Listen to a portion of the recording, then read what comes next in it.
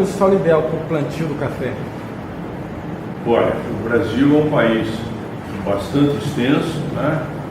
Nós temos várias regiões onde existe o café, tanto a arábica como o conilon, que é um derivado do robusta, e existe também, já realizado há muitos anos, na década de 70, que foi sendo depois atualizado, um zoneamento climático para a cultura do café. Então nós sabemos, através desse zoneamento climático, quais são os parâmetros de temperatura que se encaixa para produzir o café arábica, quais são os parâmetros de temperatura que se encaixa para produzir o café robusta ou conilon, e também a parte ligada à precipitação, à água. Se bem que, com a evolução hoje das áreas irrigadas, a água não se torna limitante para quem tem condições de irrigar café. Um exemplo que a gente daria para facilitar o entendimento é a região de Araguari, no Cerrado Mineiro. Ela está numa altitude muito boa, ela tem um clima muito favorável em termos de temperatura para a produção de café e para a qualidade de café, só que há uma limitação de água. Em Araguari só se produz café se irrigar. Essa é uma característica. Então, para quem tem irrigação, tendo condições de temperatura, é possível se plantar café. É o mesmo caso, outro exemplo, na região de Luiz Eduardo Magalhães, na Bahia, no Cerrado Baiano. Luiz Eduardo Magalhães tem condições de temperaturas, vamos dizer, boas para o cultivo do café, mas é uma região que tem limitação de precipitação. Então lá só é possível se plantar café desde que irrigado. Dentro desses parâmetros, então nós temos várias regiões aptas ao cultivo do café no Brasil. O norte do Paraná, várias regiões do estado de São Paulo, o sul de Minas, o Cerrado Mineiro, o norte de Minas. Nós temos na Bahia regiões favoráveis ao plantio de café. Estou falando nesse momento do arábica. Algumas regiões de Goiás, algumas coisas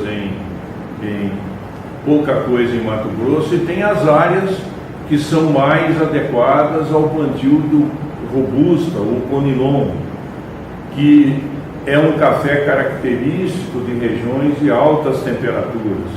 Então, o Espírito Santo, nas regiões mais baixas e quentes, é uma região ideal para o plantio do conilon. É o principal produtor brasileiro de conilon.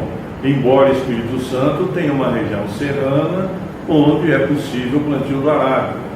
Um outro estado onde o conilon é o grande plantio de café é a Rondônia.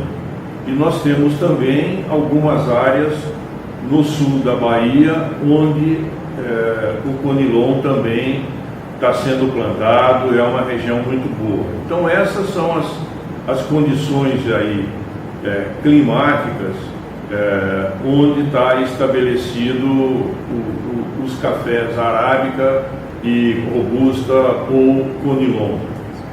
Quanto a solo, é um fator extremamente importante para o plantio de café. Eu costumo dizer que mais importante do que a parte química é a parte física de solo. Quer dizer, o café, para ser implantado, não pode ter limitações de expansão do seu sistema radicular. Se tiver muita pedra, um solo muito raso, uma baixada encharcada, não são condições favoráveis ao plantio do café. Porque a parte química nós conseguimos resolver. Nós temos tecnologia suficiente de correção de solo, de nutrição adequada, onde é possível corrigir solos de baixa fertilidade para plantio de café, desde que não tenha limitação física. Também dando um exemplo, se desbravar uma área de cerrado, o solo é paupérrimo, Então nós necessitamos de correções para que se produza café nessa região do Cerrado. Na região da Bahia, do Cerrado Baiano, Luiz Eduardo Magalhães, é um solo muito pobre quimicamente, mas nós temos tecnologia para corrigi-lo, correção de solo com calcário, colocação de matéria orgânica e depois a adubação com NPK e micronutrientes que nós conseguimos produzir café. E a formação das mudas e o videiro? Esse é um aspecto importante para quem quer plantar café, né? Ter uma muda de qualidade. E essa muda de qualidade pode ser obtida plantando-se, fazendo-se muda na sua própria propriedade ou adquirindo muda de viveristas estabelecidos no mercado. Lembrando que esse viverista tem que ser registrado no Ministério da Agricultura, né, e Abastecimento, tem que ter um agrônomo responsável e essas mudas são fiscalizadas para evitar qualquer problema de liberação. Tem muita tecnologia para a produção de mudas. Hoje se faz ainda mudas com solo em saquinho plástico. Está entrando muito em várias regiões o uso de substratos que não solo para se fazer a muda, usando-se tubetes ou usando-se um invólucro chamado TNT, tecido não tecido. A grande vantagem do tubete, desses invólucros tecido não tecido ou outros invólucros de plástico, é a vantagem de você não estar trabalhando com o solo, porque o solo, se você não tomar muito cuidado da origem da onde você está tirando essa terra, ele pode vir contaminado de uma praga que é muito séria para a cafeicultura, que é o nematóide. Uma muda com nematóide é um problema seríssimo, tem que ser descartada, não pode ser plantada, porque à medida que você planta uma muda contaminada com nematóide, você eternamente, enquanto durar esse café, você vai ter o problema no campo. Então, tem toda uma tecnologia que não vale a pena discutir aqui, mas é extremamente importante que o produtor utilize uma muda de alta qualidade, feita por ele, com origem de semente, que ele tenha adquirido a semente de produtores de mudas e sementes também registrados no Ministério, ou adquira desses viveiros que são registrados no Ministério da Agricultura, que tem agrônomo responsável e que você tem uma segurança muito grande ao adquirir essa muda. Se eu falar um pouquinho das principais diferenças que o senhor vê assim, das técnicas que eram feitas antes, que são feitas hoje, e já aproveita para falar da tecnologia, os benefícios que a entrada da tecnologia trouxe. A cafeicultura vem sofrendo ao longo dos anos uma tecnificação muito grande. Nós podemos dizer que até os anos 60, perto de chegar aos anos 70, nós tínhamos uma tecnologia de plantio de café, de preparo de terreno, de utilização de mudas, diferente do que nós utilizamos hoje. Nós costumamos dizer que a entrada da ferrugem, que é uma doença muito séria para a cafeicultura, mas ela tem o seu devido controle com defensivos agrícolas ou com cultivares resistentes. A partir da entrada da ferrugem nos anos 70, nós passamos a ter uma evolução na tecnologia do plantio do café. Passamos a plantar em espaçamentos mais adensados, 3,20, 3,30, 3,5 para os materiais de porte baixo, 3,60, 3,70 para de porte alto, plantando com uma muda na cova a 50, 60 ou 70 centímetros. Então você tendo uma população maior de plantas por hectare, e isso deu um salto significativo na nossa produtividade. Antigamente se plantava primeiro com semente na cova, depois com mudas, mas se plantava espaçamentos bem mais largos, 4 por 2,5, 4 por 3, 4 por 1,5. uma população de plantas muito baixas por hectare. E isso tornava-se difícil a gente alavancar a produção. Nós passamos de uma produtividade média nos anos 70, final dos anos 60, 70, de 10, 12 sacas beneficiadas por hectare, para hoje, com as novas tecnologias, espaçamentos mais adensados, manejo de mato, aplicação de defensivos mais correto para controle de pragas e doenças, manejo da lavoura com podas, colheita hoje mecanizada, que iniciou-se nos anos 70 também, para produtividade na faixa de 27, 28, média do Brasil. Essa próxima safra que nós vamos colher está se prevendo até produtividade média de 30 sacos. É um salto significativo. É a melhor produtividade? Não, nós temos tecnologia para produzir mais do que isso, mas uma média dessa, a nível de um país que tem mais de 2 milhões e 200 mil hectares de café, perto aí de 6 milhões de pés de café, foi um salto significativo com a adoção das novas tecnologias. Certo. Agora eu queria que o senhor falasse, já que o senhor citou as pragas, nos cafezais estão utilizando agrotóxico, e se ele está utilizando, se ele influencia ou altera o produto final depois. É uma pergunta muito interessante, quer dizer, eu não costumo usar o termo agrotóxico porque eu acho pejorativo, senão nós teríamos que usar para qualquer remédio que você toma de homotóxico, porque se você usar inadequadamente, você causa algum problema no seu organismo. Eu acho que os chamados agrotóxicos, que eu chamo de defensivos agrícolas, tem que ser usado com muito critério. Tem dosagem correta, tem intervalo de segurança entre aplicações. Se você seguir as normas que existem no mercado de utilização do produto, você tem uma segurança muito maior. Mas a pergunta sua é muito pertinente porque nós temos algumas pragas e doenças que são sérias para a cafeicultura. Eu elencaria como pragas sérias os nematóides, que eu já falei que pode ir inclusive na muda. É uma praga muito séria, tem regiões com problema sério, está expandindo o aparecimento de nematóide nas lavouras por cuidados de mudas que foram contaminadas e manejo errado dessas lavouras. Uma outra praga séria é o bicho mineiro, que ataca as folhas do café, que precisa ser controlado. Ainda não temos em escala comercial material resistente. Nós temos a broca do café, que já é conhecida no Brasil, atacando cafezais desde o início de 1900, 1912, 14, 1920. Nós tínhamos um produto que fazia um bom controle da broca, ele saiu do mercado, foi proibido.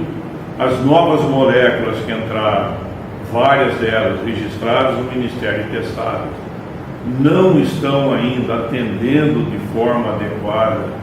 O controle da praga tem que ter associado a uma série outras de manejo da lavoura para que ela funcione melhor. Então a broca voltou a ser um problema sério e ela está disseminada por todas as regiões de café, seja de arábica, seja do robusto ou conilon. E nós temos a ferrugem, que é uma doença, é um fungo, que entrou no Brasil no início dos anos 70. Para a ferrugem nós temos vários fungicidas registrados no mercado que dão um controle muito bom, e nós temos hoje vários cultivares resistentes à ferrugem. Você pode plantar um material que é resistente às raças de ferrugem que estão aí aparecendo, e isso evita de você usar o fungicida, evita de usar um defensivo. Agora, o café é uma cultura interessante, porque você não consome o fruto em natura. Aquelas culturas que você consome o fruto em natura, seja elas frutas ou seja elas outras, você pega um tomate, você pega um figo, você pega um morango, o risco é muito maior de contaminação se o controle de alguma doença ou praga nessa cultura não tenha sido bem feito. Mas no caso do café, o café ele é seco, a umidade de 11%. Ele tem uma casca, depois ele tem um pergaminho, e o que você consome é a semente. E a semente você não consome in natura, você torra, o café é torrado para depois ser moído. E essa torra é feita a mais de 200 graus de temperatura. Então, para um defensivo chegar no grão, por esse caminho de passar pela casca, de passar pelo pergaminho, já chega muito pouca coisa, né? E aí você torra ainda, para depois ser moído, praticamente algum resíduo que possa ter é eliminado. Então a segurança é muito grande no consumo de café quanto a um resíduo aí do que se chama no mercado agrotóxico, que nós gostamos do termo defensivo. E um outro aspecto hoje nesse mercado, que os novos produtos estão cada vez menos em menores dosagens. Se usa dosagens muito pequenas por hectare, com uma eficiência muito boa. Então esse também é um caminho que as empresas estão adotando, e há uma linha de pesquisa que tem se intensificado de café ultimamente, que são produtos biológicos, né? Todas as grandes empresas, todas as grandes multinacionais também estão investindo nessa linha de pesquisa para diminuir o uso desses defensivos agrícolas. Então, eu não vejo nenhum perigo para aquele consumidor de café, dadas as características que eu expliquei, de consumir café e ter alguma coisa que possa prejudicar o seu organismo. A certificação como é feita, inclusive para exportação? A certificação as certificações, melhor dizendo, hoje é uma realidade no mercado em várias culturas e especialmente em café. Não faz muito tempo que isso começou a vivenciar, a entrar na cultura do café, mas hoje é uma realidade. Tem duas grandes certificações aí, que é a UTZ Certified e a Reinforce, que parece-me agora que elas estão unindo para ser uma certificadora só.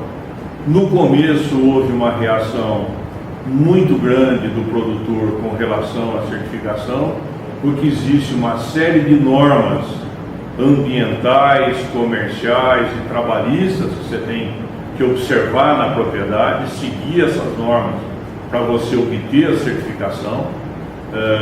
Há uma checagem das propriedades certificadas todo ano pelas empresas certificadoras para verificar se o produtor está seguindo todas aquelas normas. Ele recebe uma pontuação para ver se ele está se enquadrando. Se ele tiver alguma coisa fora das regras que são estabelecidas, ele tem um período para corrigi-las e o pessoal vai verificar depois se foi feita essa correção. Mas no momento a gente nota uma receptividade muito grande. Tem muitos produtores que dizem que se eles não tivessem a certificação mais, eles continuariam na propriedade dele a seguir as normas da certificação, que isso permitiu uma organização melhor na propriedade dele, seja na área ambiental, seja na área trabalhista, seja na área comercial. Então, a certificação hoje é uma realidade. No começo, o produtor entrava querendo ter alguma vantagem. Olha, se eu tiver certificação, eu vou vender o meu café por um valor X a mais do que o do meu vizinho. Tem algumas certificações que em alguns mercados dá uma certa delta X a mais no preço do café, mas tem mercados que não. Mas uma coisa hoje é a realidade: você pode ter um café muito bom, o teu vizinho tem um café tão bom quanto você tem a certificação e o mercado exige que seja certificado. O teu vizinho tem o mesmo café, mas não é certificado. Você vende, ele não vende. Então hoje eu acho que não há mais discussão com relação a esse assunto. É uma vantagem competitiva do produtor. A tendência é crescer essas certificações nas mais diversas regiões cafeiras, e o produtor só tem a ganhar com isso. E as pesquisas que estão em andamento? Pode. Bom, com relação à pesquisa, nós temos várias instituições de pesquisas que trabalham com café no Brasil. O IAC, onde nós estamos, Instituto Agronômico, é a mais antiga.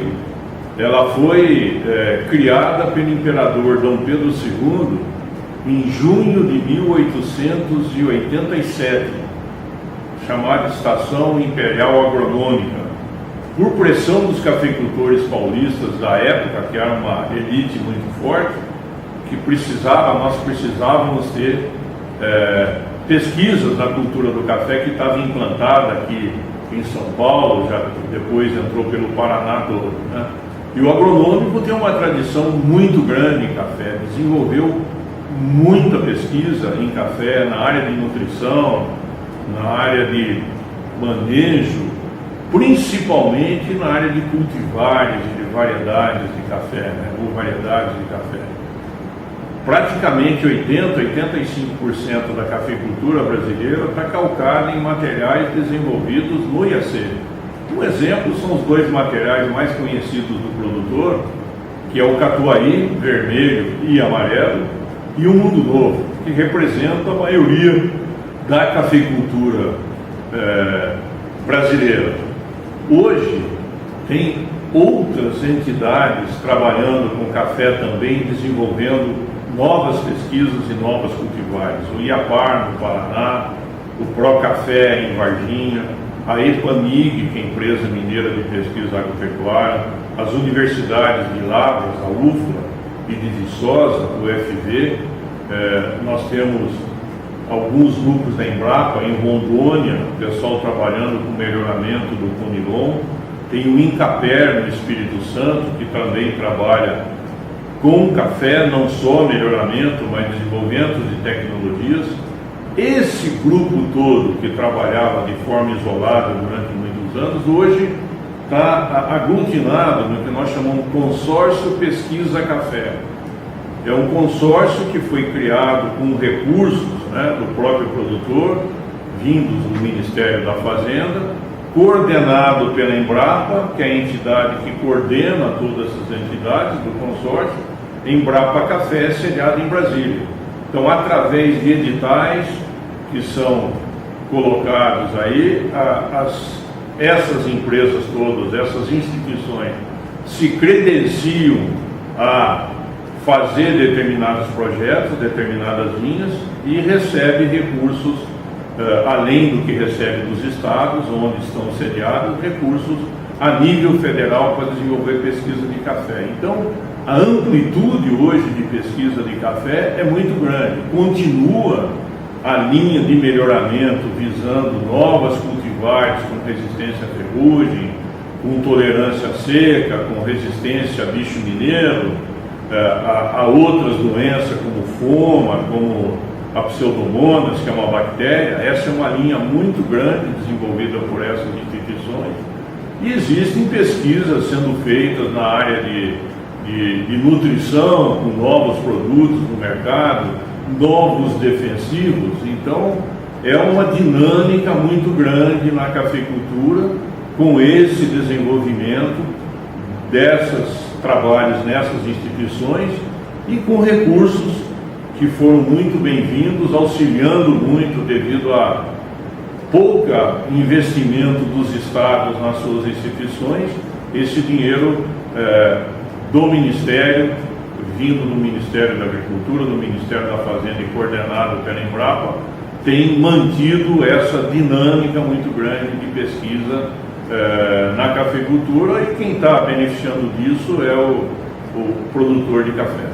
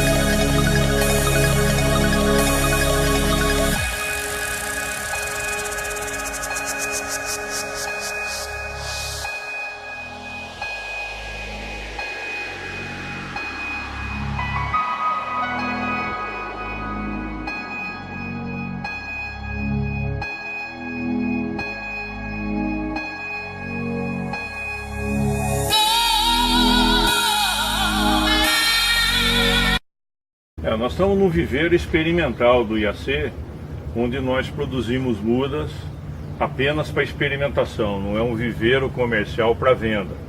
Então nós temos aqui os saquinhos prontos, né, já preparada a terra, com esterco, com adubo, para receber a semente.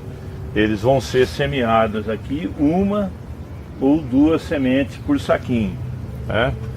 Aí vai nascer a muda. Para cá nós já temos uma mudinha já nascida, né, crescendo. Tem aquelas que nós chamamos no estágio de orelha de onça ainda, que é a cotiledonar ainda oriunda da reserva da semente. Depois ela vai soltando os pares de folha. Então é uma sequência. Para cá nós temos já um estágio mais avançado. A muda já, além da orelha de onça, já está soltando o primeiro par de folha, em alguns lugares já o segundo par de folha. Ela está em fase de crescimento, né? Ainda não está pronta para ir para o campo. Dessa fase nós já temos mudas um pouco mais velhas, né, que já estão soltando quase o terceiro par de folhas já. Então já é um estágio maior, mas ainda não boas para ir para o campo. No outro canteiro nós temos uma fase mais adiantada. Já são mudas maiores, já tem 1, 2, 3, 4 par de folhas. Já está quase que no ponto de ir para o campo. Normalmente se recomenda com mudas de 4 a 6 pares de folhas definitiva para ir no campo. Aqui, se a gente fizer uma seleção nesses dois canteiros, principalmente naquele lá que é mais velho um pouco, nós já temos mudas que estão no ponto para serem plantadas. Então isso são mudas já preparadas que vão agora, ainda nesse mês aqui de janeiro, fevereiro, ser plantadas em experimentos que nós conduzimos aqui dentro da Fazenda Santa Elisa do IAC. Então são vários estágios de muda que nós mostramos e que a gente pode ver até no viveiro comercial. Meio que é a variedade de porte alto, né? Nós estamos aqui numa área experimental do IAC, mas é como se fosse um plantio comercial, né? São os diversos materiais que nós estamos estudando. Esse café está com 3 anos e meio de idade, já com uma produção muito boa e um manejo semelhante a uma lavoura comercial. Nós estamos mantendo a linha no limpo, aplicamos um herbicida de pré-emergente aqui para manter essa área onde está o sistema radicular do café sem mato, e o meio da rua com mato. Esse mato é manejado, ou nós passamos, quando ele chega numa determinada altura, de uns 40 centímetros, ou nós passamos uma roçadeira, ou passamos uma trincha, ou podemos aplicar até um herbicida de translocação sistêmico nele.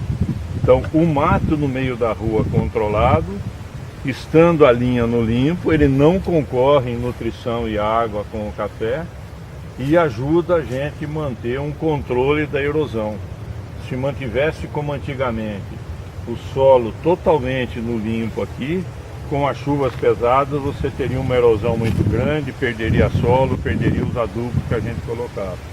Então hoje o sistema moderno de manejo de mato na lavoura de café é mato controlado no meio da rua, seja com roçadeira, seja com a trincha, ou seja com herbicida sistêmico, e a linha no limpo, onde, como o trabalho com enxada está ficando muito caro, é muito difícil hoje, a gente tem utilizado o herbicida de pré-emergência, mantendo no limpo na área onde também vai ser feita adubação e não há concorrência do mato em nutrição, em água com a planta de café.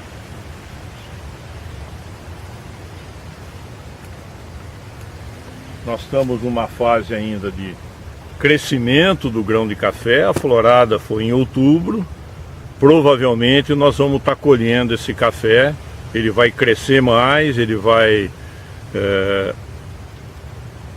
se tornar cereja ou vermelho ou amarelo, dependendo da variedade, e lá por maio, meados de maio, início de junho, nós devemos estar fazendo a colheita desse café aqui.